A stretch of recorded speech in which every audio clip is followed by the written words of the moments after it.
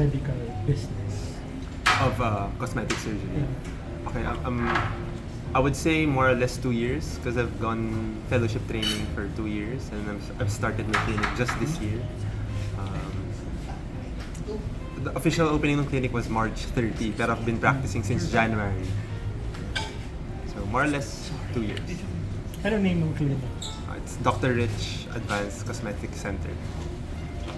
It's located in San Fernando, Pampanga. And the services you offer? Okay, so for the services, mostly aesthetic medicine and cosmetic surgery. For aesthetic medicine, the usual injectables, Botox injections, fillers, for face and body contouring. But then kung yung patient would want a more invasive or mas, kumbaga advanced na treatments, we go surgical. We do liposuction. In fact, kami yung first liposuction center in San Fernando, Pampanga. And also other cosmetic surgery procedures, rhinoplasty, nose job, double eyelid surgery, ano pa ba? Facelifts, tummy tuck, some of the things na we do in the clinic. Nag-aral, Doc? Education. Okay, so I did my pre-med studies in UP Manila, my medical degree in FEU, and for my fellowship training, I went to the Philippine Academy of Aesthetic Surgery for fellowship training in cosmetic surgery. Doc, do you believe ba na parang may kakabit pa rin na shame kapag sinabing ritukan? Or everyone is open now? Okay. Your thoughts on that? Okay. In the Philippines, kumbaga, we started with the very conservative yung Philippines. Okay? It's a very Catholic country. Kaya it took us time para yung patients mas maging open to it. Ngayon, the trend that I see, parang mga 70 is mas open, 30% meron pa rin talaga yung mas tago. Yung gusto nila tago yung hindi nila sinishare kung ano pinagawa nila, kung sino yung surgeon nila. But the 70% I would say mas open. And malaki yung role ng social media doon. Kasi on TikTok, very willingly nag-share yung mga tao sino yung surgeon nila, anong procedure ginagawa nila, which is mas beneficial actually. Kasi ang nangyayari, mas educated ngayon yung mga pasyente before going in sa clinic. So mas naiintindihan nila ano yung complications, ano yung what to expect doon sa surgery. Kaya mas maganda, it's kumbaga kung magpapagawa ka, now is the best time, now and in the coming years, kasi mas maraming pool of information online. And mas maraming patient testimonials ka makita online. Before, anecdotal lang eh. Kunwari, yung tita mo nagpagawa sa doctor ito, so you go to the same doctor. Ngayon, you can compare. May shame. Yes, and also may shame. No? Ngayon, you can compare. The doctors willingly namin sinishare yung mga gawa namin as long as may consent ng patient. Kaya, kumbaga, the patients now has a lot of resources para makatulong sa kanila before deciding dun sa procedures na gusto nilang pagawa. If you were to parang describe the beauty standard now sa Philippines, ano ba ang beauty standard sa Philippines in this era? Okay. Definitely, I would say two. No? One is, kasi ang beauty standards dito heavily influenced ng entertainment industry. Kung sino yung mga artista. Ang mga artista natin, mga may lahi. Mostly, di ba? Mga mestiza. So, yun ang beauty standards. So, with the nose, matatangos yung ilong, mapuputi, mga, kumbaga sexy, very slim yung bodies. Another beauty standard, again, in connection with the entertainment industry, sobrang lakas ng K-pop culture here in the Philippines. So that's another beauty standard they look up to, yung sa Korean naman, sa mga Korean idols.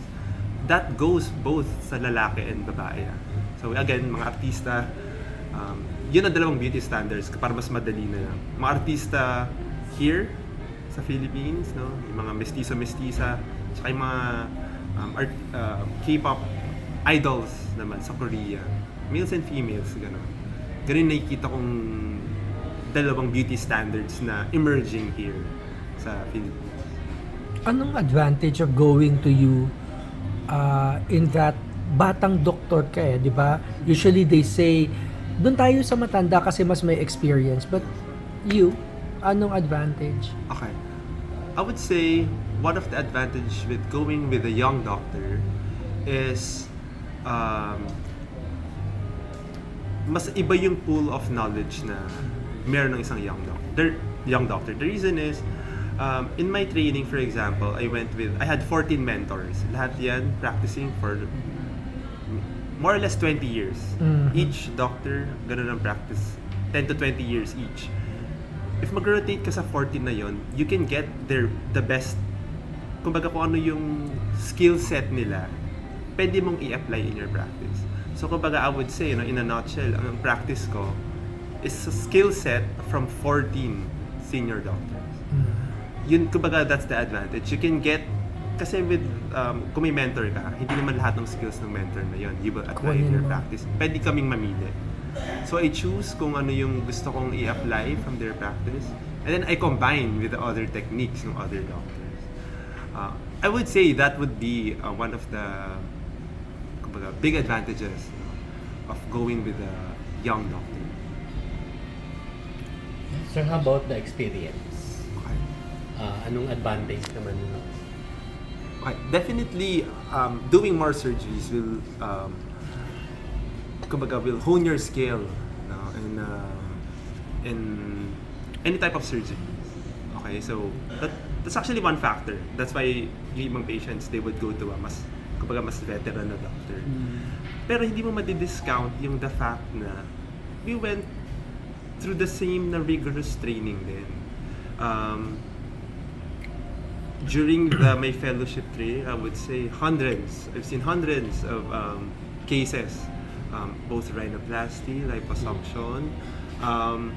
You assist in these surgeries. So, kumbaga, I'm new in the private practice, but I've handled multiple cases na rin. So you cannot discount that fact, no? So yeah, I would say, yes, may advantage. The more you do the surgeries, the more you hone your skill. Pero it doesn't mean na hindi magaling yung mga young surgeons.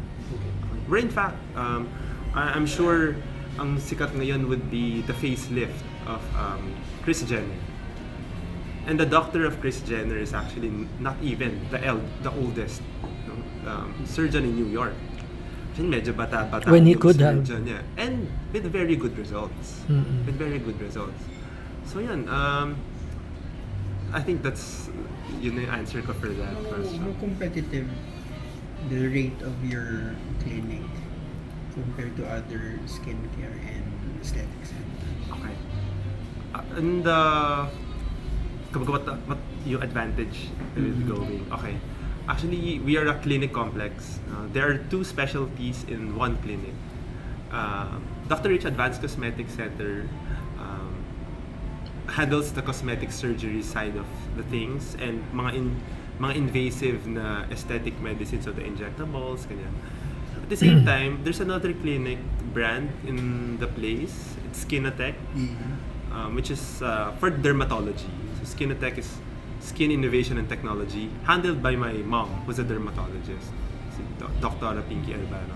So you have two expertise in the field when you go to the clinic. Kasi usually the patients naman who would want enhancements, usually dalawa talaga gusto niyan. The skin, enhancing the skin, and also face and body contouring. And what's good about the clinic complex, they can get both expertise in one place. Hindi mo na kailangan lumipat pa sa ibang clinics. Yeah. We're well equipped for both specialties. Dahil sa Pampanga nga ba, may package ka ba na may accommodation na din? Parang medical tourism, may ganun Yes. ka ba? Actually, we have, no? We partner with the hotel kung yung patient willing to go to Pampanga, have the surgery done. We have patients from Visayas, for example, and we arrange it for them. Oo. Para pagdating nila doon, kapag wala na silang isip, Oo. punta na sila doon, they have accommodation nearby the clinic. You're near And- Clark Airport ba? No, from Clark, we're about 30 to 40 minutes Pwede na. drive from Clark. Kesa naman Airport. from Maynila. Yes. Sorry, I interrupted you. Go ahead, please. Yes, no, it's okay. So yun, we arrange accommodation for them. Mas gusto ko actually yun kung the patient is galing sa malayo, na magsistay sila kahit 1 to 2 weeks lang. para during the recovery period, may problema man. Sana wala. Nakonhood, walang magka-problema. Kaya-kayang i-manage kasi malapit lang kami dun sa kung saan siya nag-stay during his or her recovery.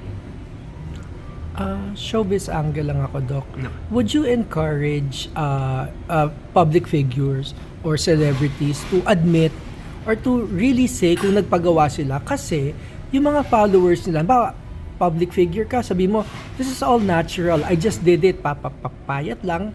Tapos nagpapakamatay yung followers mo na natural lang, trying to achieve something that's not achievable by natural means. What are your thoughts on that? Okay, that's I would say a complicated Yeah. question. Kasi, pero, oo. okay. May personal take na. Your personal take. May personal take ka din. First, it's always a personal choice. Doing a surgical procedure or if you're willing to admit it. Right. If you are a private person.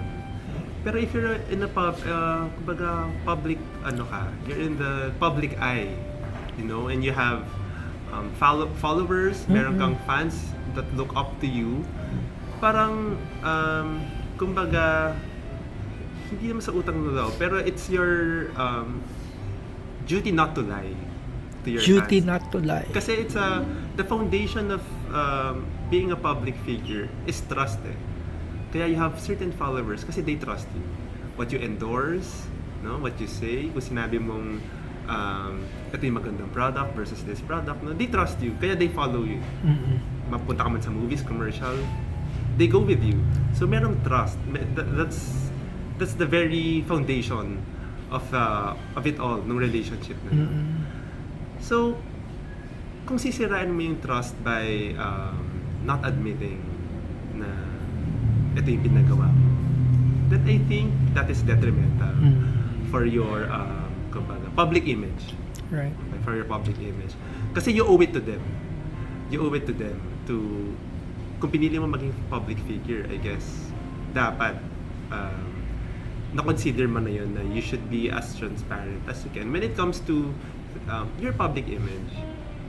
Kasi the way I see it, for example, merong 6-year-old girl who looks up to, let's say, very beautiful actress. Celebrity A. Yes, na let's say may enhancement siya, pero hindi niya inaamin. Ano naman magiging mental, nun? Diba? Repercussions for a 6-year-old girl na trying to navigate the world as a woman. No, a very unrealistic beauty standards. Tas she'll it's both physically and mentally, I would say, detrimental doon sa growing little girl. So, kung public figure ka, I guess you should consider yung factors na yun. Ano yung data nyo na sa male, may growth ba sa male na mga nagpapagawa? Male? Yes. Marami din. Kasi before, sinasabi pambabae. Pambabae, yes. I would say majority females pa rin. Yeah. Pero may growing trend na maraming napapagawa na males. The social media is really a big factor dito. Kasi even on TikTok, no, the males are willingly sharing kung saan sila nagpapagawa. Apart from that, not even surgical eh. Even yung self-care lang na facials, no, that's very feminine, I would say, in the past. Pero ngayon, kumbaga, the value of self-care, It's for everyone. yes, mas binibigyan siya ng value ngayon. Cutting across all genders. Male, female, self-care is really, kumbaga, one of the great investments na pwede mo ibigay sa sarili mo. Kaya, yung that statement, nagre-resonate siya ngayon, both males and females. Kaya even the clinics have male ambassadors ngayon. Kasi, kumbaga, it's an emerging market. Does it mean, Doc, na maraming mga insecure? Okay. Very good question. Does it always stem from insecurity? Okay.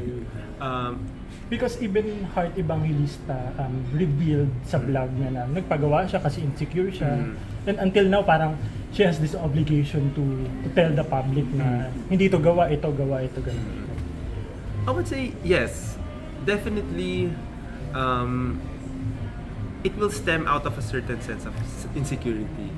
Kasi hindi ka, kumbaga, you will not spend that much money and go through that recovery and operation kung it's something na mababaw lang sa'yo. No, definitely, if it's an insecurity na talagang naka-affect sa life mo, no, yun talaga one of the deciding factors, kumbaga, of the patients of doing the procedure. Yeah, and then there's nothing wrong with that. No, lahat tayo may insecurities. Even the most beautiful people in the world have insecurities. And if you're capable of, kumbaga,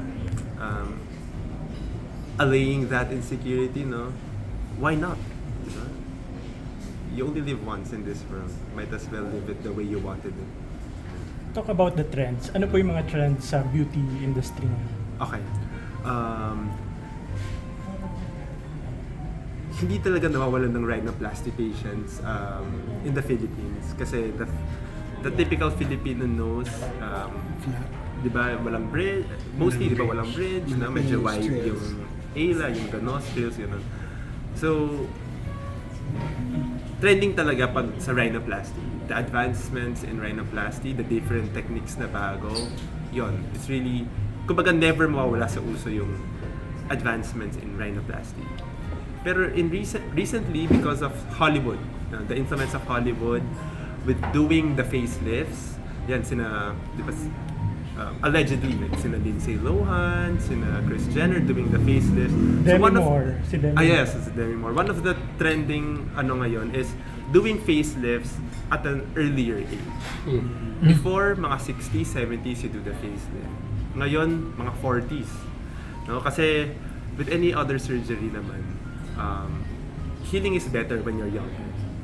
So, ngayon, I guess that's the emerging trend ngayon. No? Doing facelifts at a relatively younger age than before. Pero yung salmon na facial. Okay. Have And you that's heard of that? yes.